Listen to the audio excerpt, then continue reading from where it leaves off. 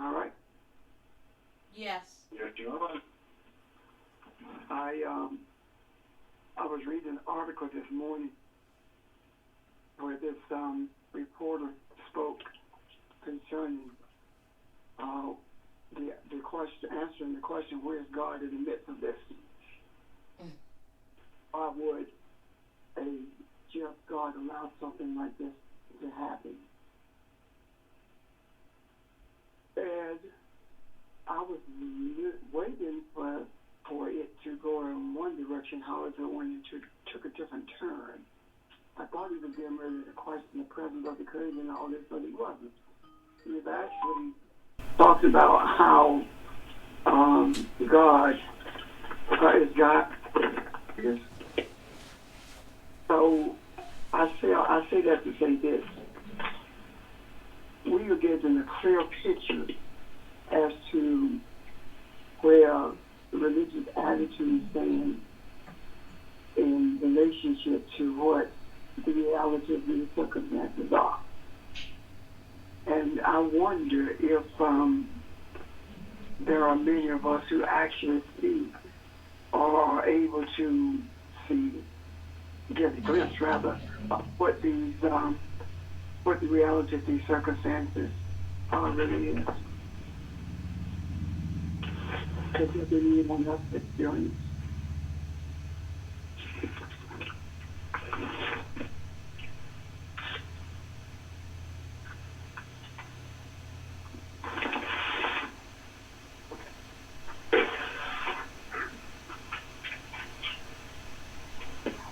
This is not then. I also read the sixth chapter of Revelation, and I saw things in it that I've never seen before. And everything that I saw brought us to this place where we are now. I'm sure that most of you have read it, with the exception probably of Nick and Janice and Vermeil. That sixth chapter talks about the horses. Are you familiar with that? Yes. I saw how what I saw was not the horses dealing with what happened now as much as what led up to this. The death and destruction around the world, the greed,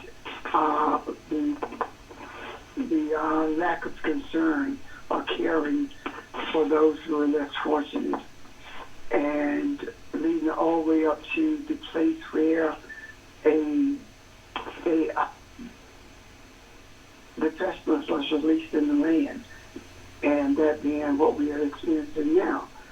But what got me was that towards the end of that chapter, I saw where it spoke to the idea of those who have with the white robe being thrown. What did that really mean? For the first time, I think I see it. I think it's those who are beneath the throne are the ones who actually desire for the particular change that's taking place, and yet and now they're at the throne, meaning that they are sitting in the presence of the authority that is, and as these things unfold, they are not so much protected as they are beginning to see the change that they have desired. Prior to this, I've been taught that these were the ones who had transitioned and were sitting there waiting for the rest of us to come join them. I don't see it that way anymore. I see it that those who are seeking the path of righteousness for the whole of humanity are the ones who are sitting in the presence of the authority that has the power over everything that's taking place now. And it's actually not so much directing it as much as permitted it to be what it is, as opposed to how some religious people said that this is an evil thing and evil cannot come from God. That is quite the contrary. I don't see it as being anything of how we have been describing evil in the past.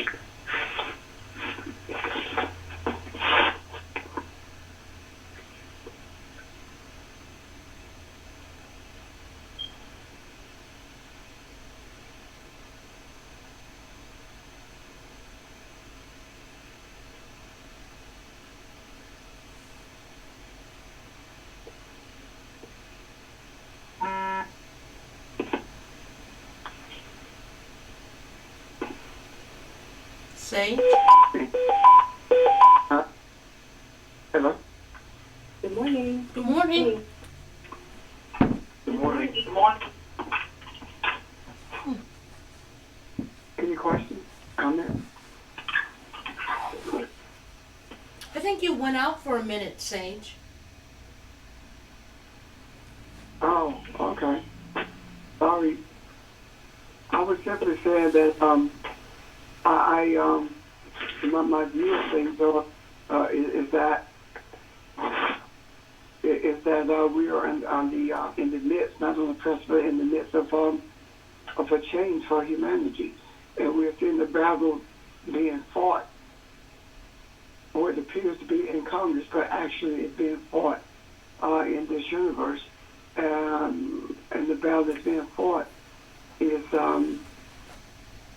the concept that we have been discussing for years, balance for humanity, and I don't think it's equality as much as it is rightness or balance, though, I shouldn't say. I don't know.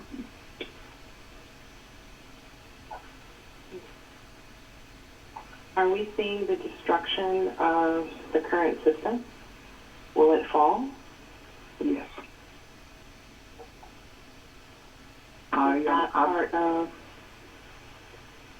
Is that part of the economy collapsing, or? It's all of That's it. what I. This is Nick. Yeah, that's definitely what I think is part of what needs to happen in order to bring about that restructuring and the shift. And it's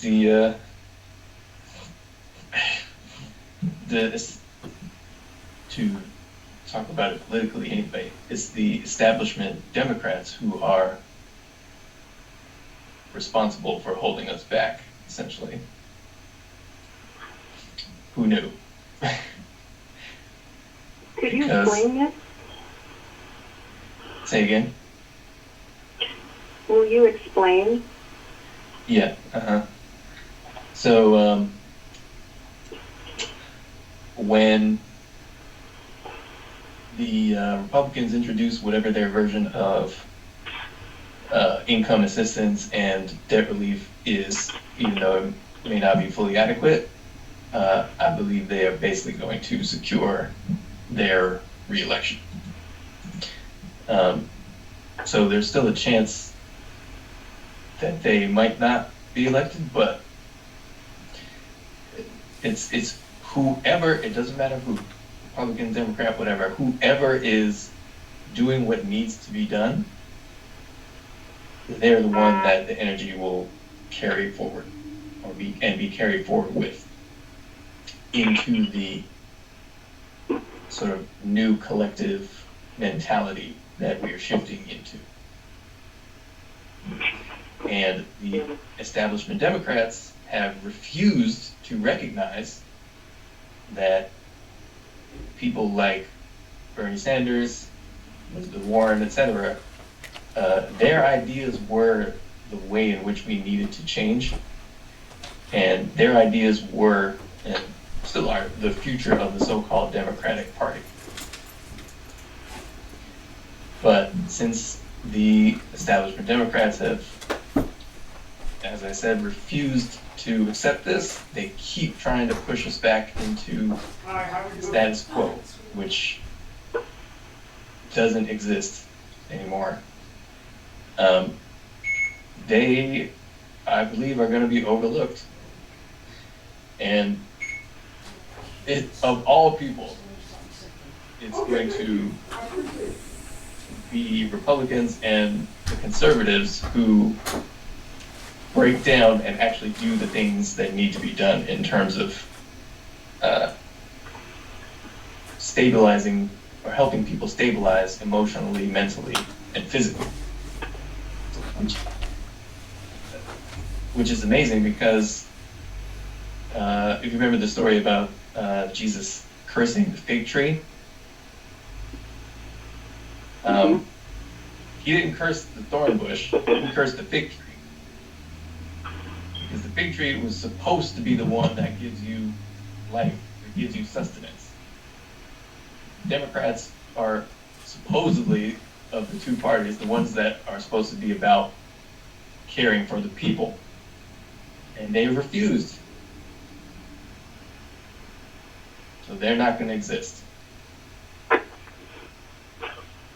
And whatever version of Republicans still exists will be radically different. And this is exactly what I posted on Facebook yesterday or the day before. But I saw that, Nick. It was harsh. that's my belief. I mean, the Democrats, quote unquote, still have a chance, but it depends entirely on who they push. And they will push Biden, and Biden will, well, I can't say will. There's always a chance for anything, but I think it's very likely that Trump is going to win again, but it's not going to be the same kind of Republican Party. They'll still be their usual nefarious selves, but they will have been forced into this new paradigm, whether they like it or not, and so they won't be able to operate the same way anyway.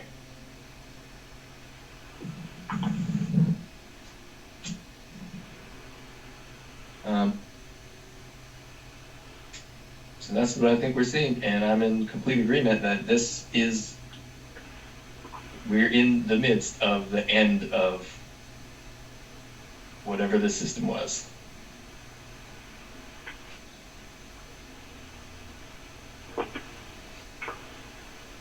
And it has not even gotten bad here yet. Nick, what do you mean? Oh, in terms of the impact that the virus is going to have, not only physically, but in the ripple effect that it will create. And bad doesn't necessarily, it doesn't mean like kind of like world ending, things like that. No, but it does mean it's the physical impact in terms of the number of people dying hasn't even gotten bad yet. The true impact in terms of how this is going to change the economy hasn't really been felt yet. They're still trying to pull it back using the exact same old dead methods that do not apply in this new paradigm. Every $1 trillion they've injected into the stock market over the last 2 weeks, they lost within hours. And they're gonna try again.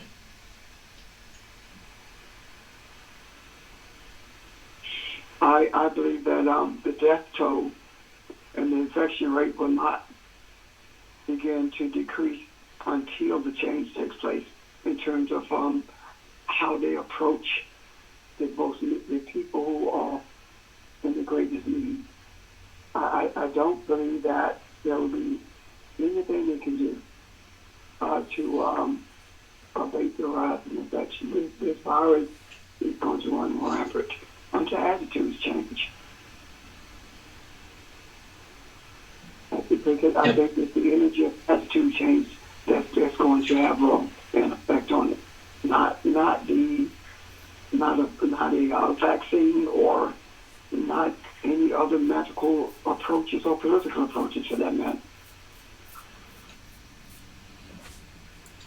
Yep, I agree. And I believe that if we were to actually shift our attention and focus on those things that we needed to focus on and make the changes in the way that we think as a collective, the virus would disappear in weeks. Absolutely. I believe that. I think that I think that when we look at how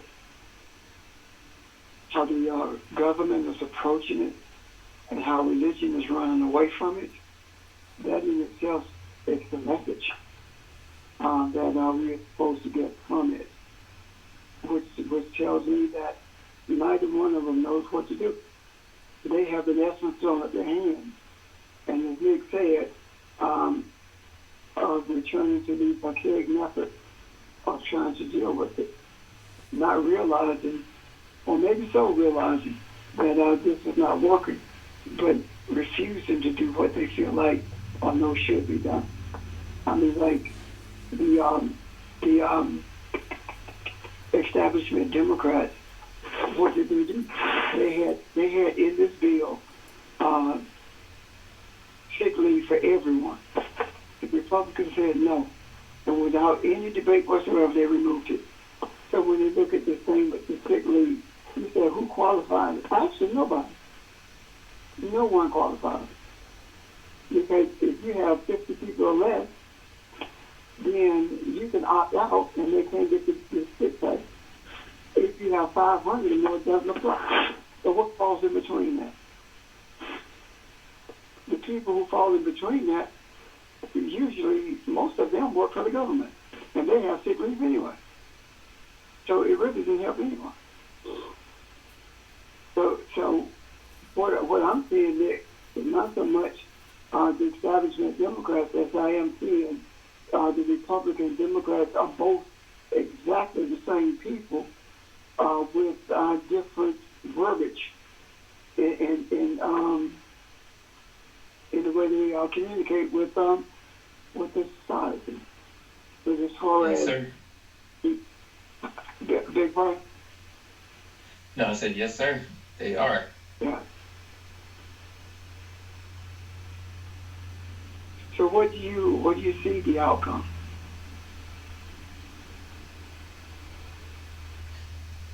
Well, my fiancée Stephanie had a very significant dream last night relating to these events, I believe, and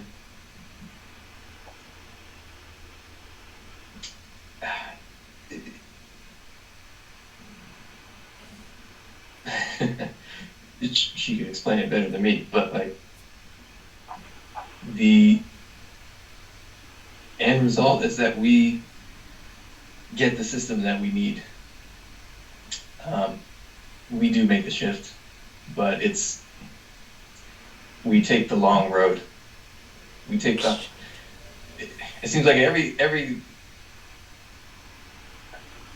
point in history where we've had a choice between a smooth path and a rough path to get to where we need to go, we chose the rough path in terms of humanity. And we choose the rough path for this one.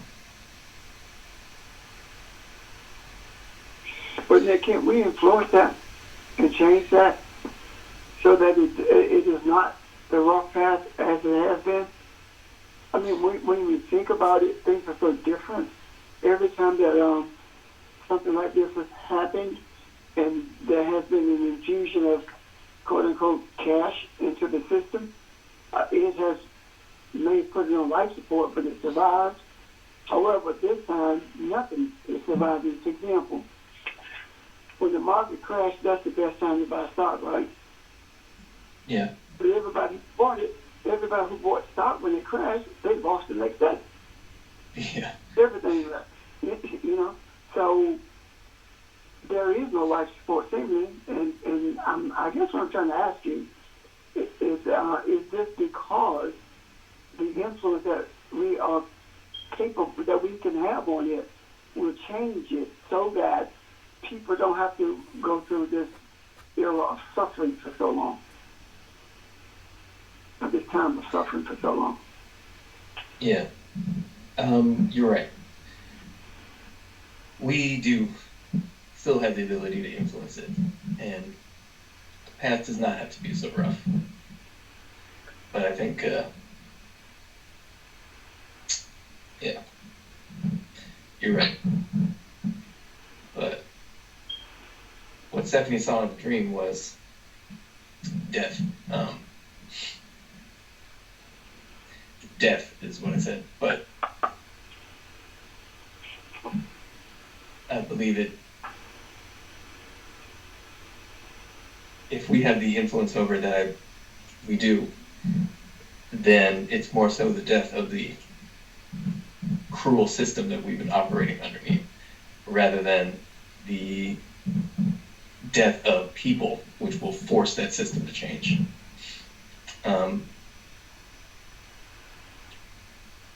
And even though I say that, this country is, it's by no means like a world-ending type of thing. The amount of people that are ultimately going to physically pass away as a result of this is still going to be much lower than, in this country anyway, than pandemics in the past, for example. But it's still going to have the same impact in terms of how we think. This is Barbara. Hello? Mm-hmm. Hello? I have to keep going back to what we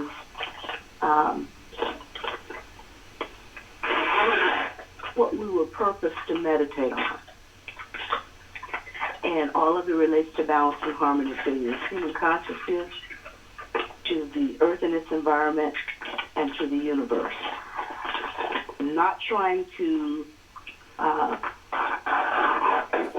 determine what that looks like in terms of an outcome.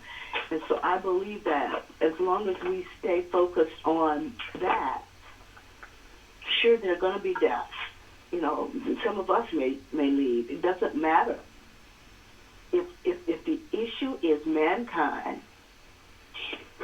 the earth and its environment, and the universe, it's going to play out how it needs to play out if we keep that focus. And so, however that looks, and not just for the United States, for the whole world, that shift, it's almost like it's a reset button that has been pushed. And the reset button, when you reset something, you try to capture parts of what you lost, so to speak. But some of that stuff is gone. And I believe that attitudes and hearts are changing worldwide towards mankind. However that plays out in terms of what we see with our natural eyes, it plays out. It is what it is.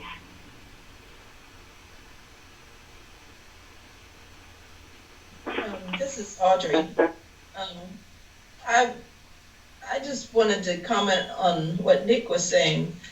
And I agree with Pastor too, because I don't think it's going to take a whole lot of deaths for this to impact in the way it needs to impact. Because here we are, quote unquote, the greatest country in the world, who has the quote unquote best medical system in the world. So if we can't do what we believe we can do, it's not going to take as many deaths as you think for people to start to really change their mindset. Because as more and more people die, people are gonna realize we're not what we thought we were. So the deaths will impact also the death of the system. And it's not going to take as many as say in Italy or China or wherever, because we're the greatest country in the world, right? Audrey, I actually think that the impact will come more based upon who dies as opposed to the number. Yeah, I agree with that. Yeah.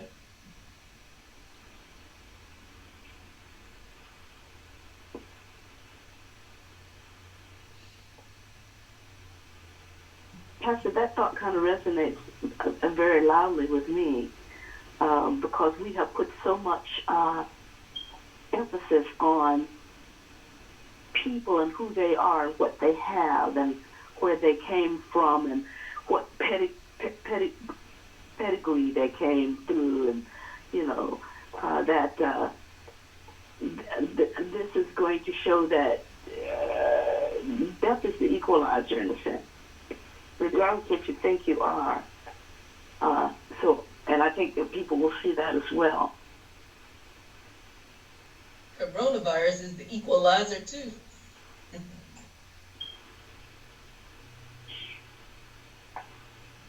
Yep. This is Janine. I'm wondering if our positive influence was to avert, I guess, basically total destruction, as opposed to, I don't know, maybe taking the smooth path. We certainly played a part in that because it could have been much worse. Yeah, I think our positive attitude mitigated and continues to mitigate the death toll and the amount of. Because if you really think about it, if let's say that there was no positive attitude at all, and this thing remained a secret, and people like McCarthy could unload their stock and they kept quiet about it, and everybody said it was a hoax, and they played this game for 1 year. Can you imagine how many people would be dead? And when you think about how quickly the number of infected people is rising, it's not because they're being infected as much as they're being tested. Why is it that the greatest country in the world, as I just said, there's only tested less than 1% of its people, and the country is supposed to be as poor as Korea, South Korea, that's 15,000 a day. Then, when you look at how they're talking about the great death toll in China in relationship to Italy, you talk about 2 billion people with 3,300 people dying versus 16 million people with 3,400 dying. That's a huge difference. I mean, in China, you're talking about, as a percentage-wise, 0.00002. In Italy, you're talking about 0.0215, I think it is, something like that. That's crazy. So what am I saying? We're always talking about, we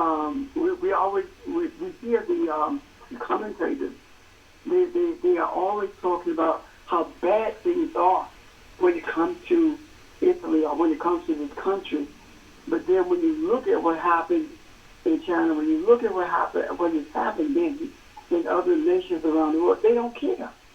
I mean, I think that this thing is definitely a change for the whole world, because you have people like in England, you have Boris Johnson in England, his attitude is exactly the same thing as Trump. You have this dude whose name I can't even remember in Italy, whose attitude is exactly the same as Trump.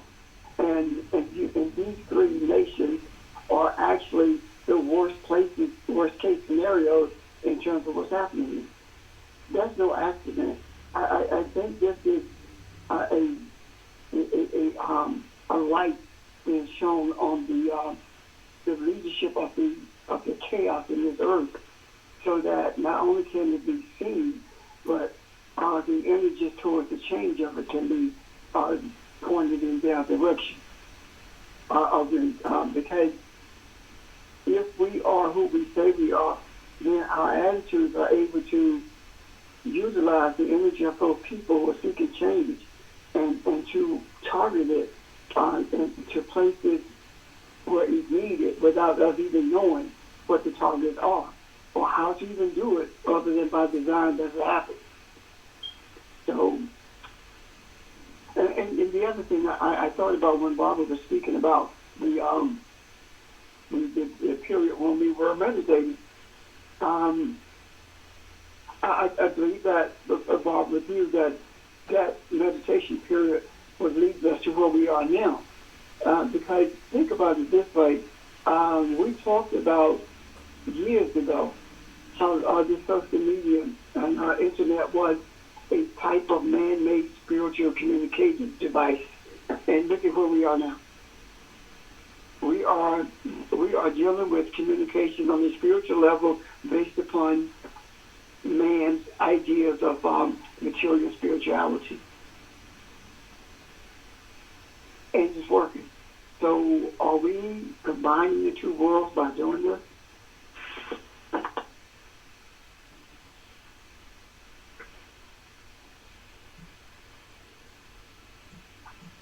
It certainly does seem like a very close mirroring of spirit and the material, in that this form of communication is like much closer to the other side, so to speak, in terms of similarity to how it works. And that's one of the reasons in this country they have refused to bring up the sort of internet infrastructure to the standard of other developed countries.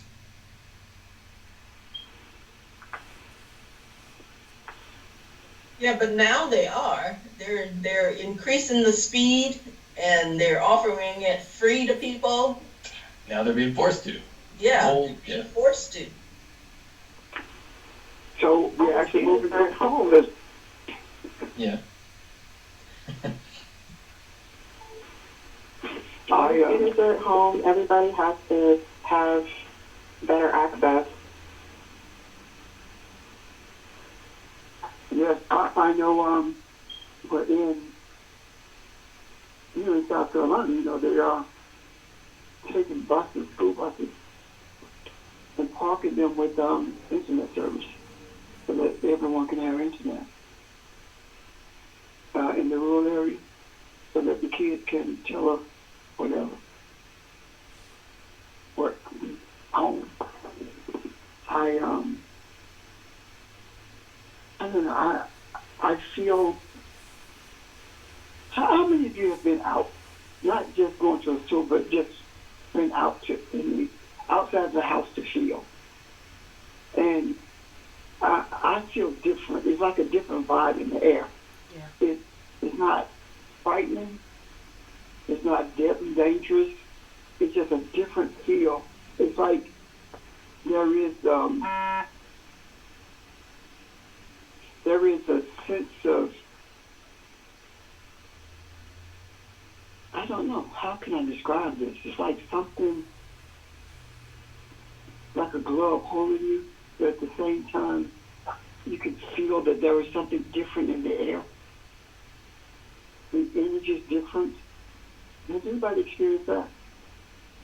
It's almost like the earth is responding to what's going on with humanity, in a sense. It's like, the scripture that talks about, the earth is waiting for mankind to get it, right? Yes. It's like the earth is sort of responding.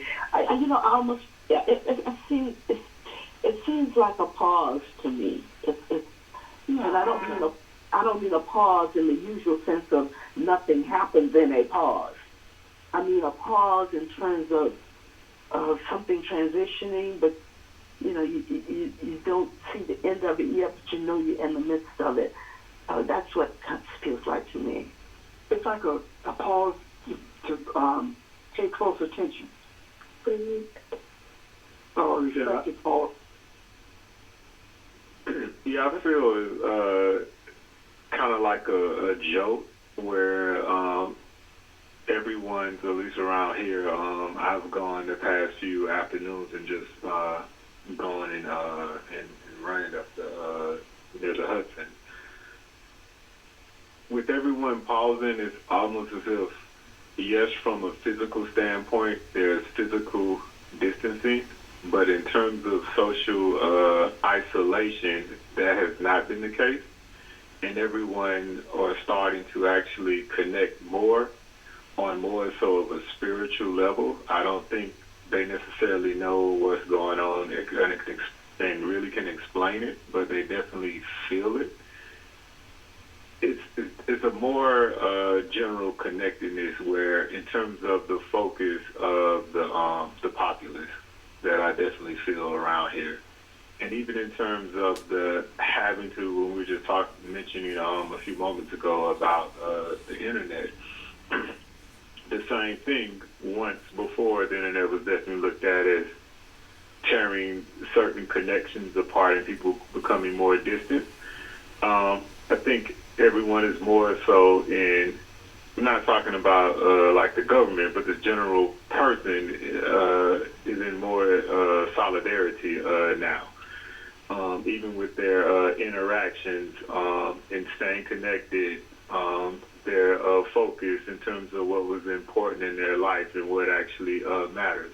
There seems to have been a huge shift in that. Which, Sheldon, would you agree, Barbara, would you agree that this gives us greater access to the energy flows that comes with a deep desire for something better, even though they don't know what better is or looks like, which grants I do. grant to use Yeah, I do. I do as well. It's like all of them are actually joining in on that. So the same desires that we have been talking about and meditating and having forever, others are now joining in. That their desires are shifting to that, even if they can't actually say it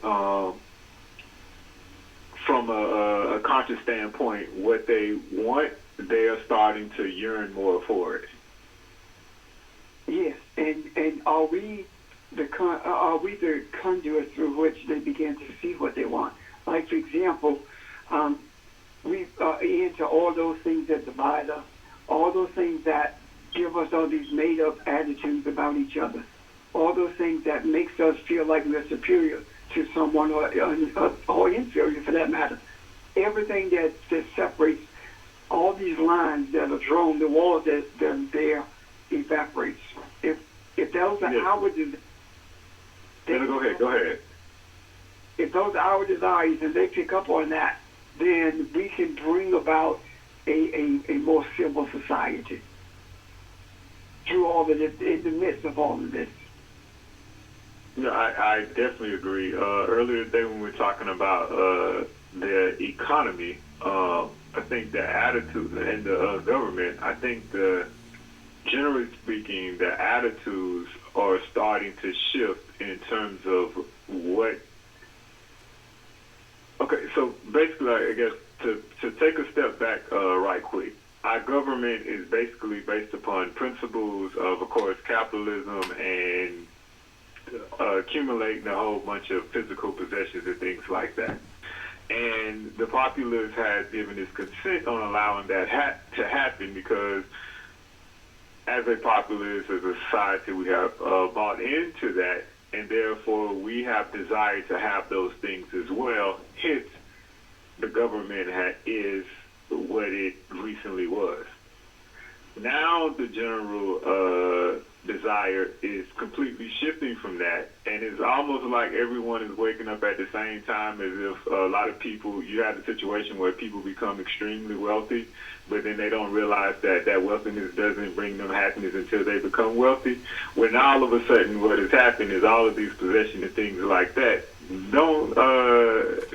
they're not the same. They're not as desirous because we're realizing as a society that what we thought we were getting or we had is actually not true at all. And what is more important is just a life in general and these connections and these things like that I think is then going to have a huge impact on how we go forward in terms of what the government is and what the government looks like. And I use the word government very loosely just because of what we associate that word with and looking at what it has been in the recent past. You know, while you were talking, I thought about this came to my mind. when you talk about the populace and what the populace has been yearning for, in my mind, harking back to last week when we were talking about people hoarding paper towels and toilet tissue and soap. I think it's more important than what we think it is, because they're not talking about people hoarding food, bread, milk, stuff like that. We're talking about toilet paper, paper towels, soap, hygiene. Is this a spiritual cleansing is this a manifestation of the spiritual cleansing? Because it's not what goes into a man, what comes out of him. You understand what I'm saying? Is this symbolic truly for everything defined the spiritual essence of toilet tissue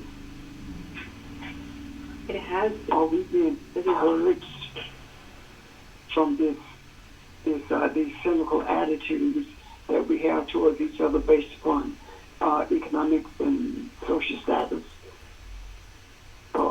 Is this a spiritual purge that's taking place, and these things that are being hoarded are manifestation of that purge? You absolutely cannot say that it isn't. Just looking at how the general attitude of the populace has changed over the past month. If you're going to look at it just from the day, from a month ago. People totally look and live their lives in totally different ways from a month ago.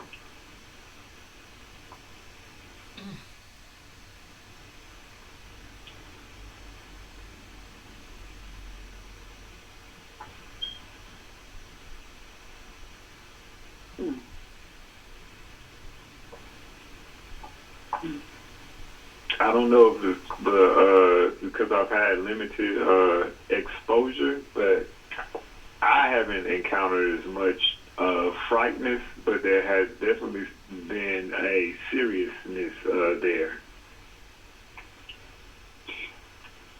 In terms of being extremely serious about that shift that we were just talking about.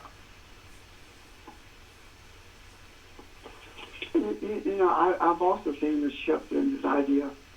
Trump called it Chinese virus, right? Mm-hmm. In 1918, what did they call the flu? Spanish flu. Spanish flu. No, the Spanish flu. Nobody challenged that. No one. Even to this day, when they say Spanish flu, nobody challenges it. Could this be indicative of the change we've been looking for? Now that this idea of quote-unquote Chinese virus is being challenged the way it is? I mean, for one thing, the general populace is automatically looking at it more as a universal principle and saying it's not all right to just point the other finger at another country as well. Like, this is problematic in that idea of seeing the other as ourselves. That is also more so is like we're in this together as a world, not necessarily just as our country. Well, let's continue to extrapolate that. Look at that, right? But then look at the gender issue. Males are more apt to have severe cases than females. Does that speak to misogynist?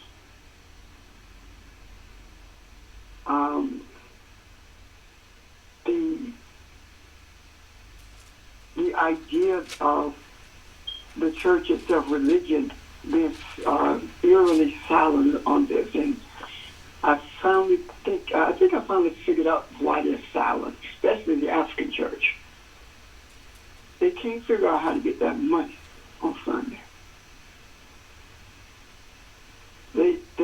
I was talking to a friend of mine, and he said that the church that his wife goes to, they were streaming last Sunday, and as soon as the streaming begun, the first thing on the screen was a note as to pay your tithes and offering without having, before they even start talking about what the service is going to be about. This week, pastors met in Cherokee County to talk about how they were going to continue their revenue stream while not being able to congregate. And there were those who said, well, maybe we could get them 6 feet apart. And I mean, all these crazy ideas coming from these religious settings. And it was brought to my attention that Kenneth Copeland talked about church your TV screen. I can hear you from coronavirus. You can be protected. Those kinds of things. If we keep extrapolating that out, all the things that we talked about bringing change to, I think that this one instance is shifting all of those things to a place of exposure so they can be changed, or expose it to light so they can be purified at the very least. Does that make sense? Yeah. I was gonna ask if you saw that Kenneth Copeland thing. Not just the healing people through TV, but also like he was talking about telling people over TV, don't stop tithing.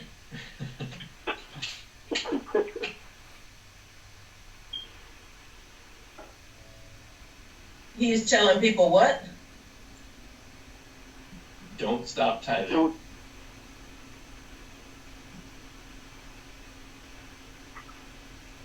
I have, there was one church who I know of began to print these forms for those who may need a loan, to sustain themselves while you're off from work.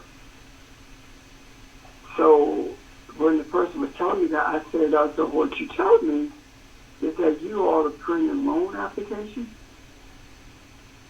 for people who may need help for this crisis. That to me is sick, to say the least.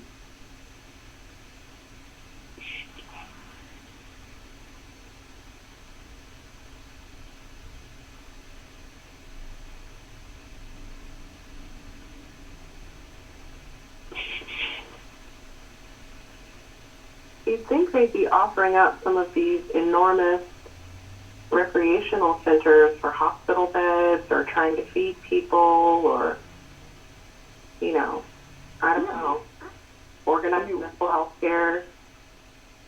Set up your gym. Offer your gym as a center for what? People to be treated who don't have corona, so the hospital can be used for that, But none of that's been happening. None of that's happening at all. But then the expectation would not be that anyway, so.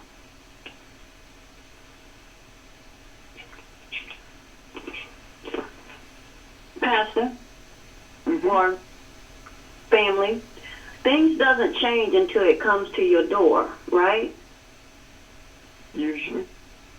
And I believe that's what it's going to take for us to change, and I'm just saying mankind in general, to change their attitude, because there were some things that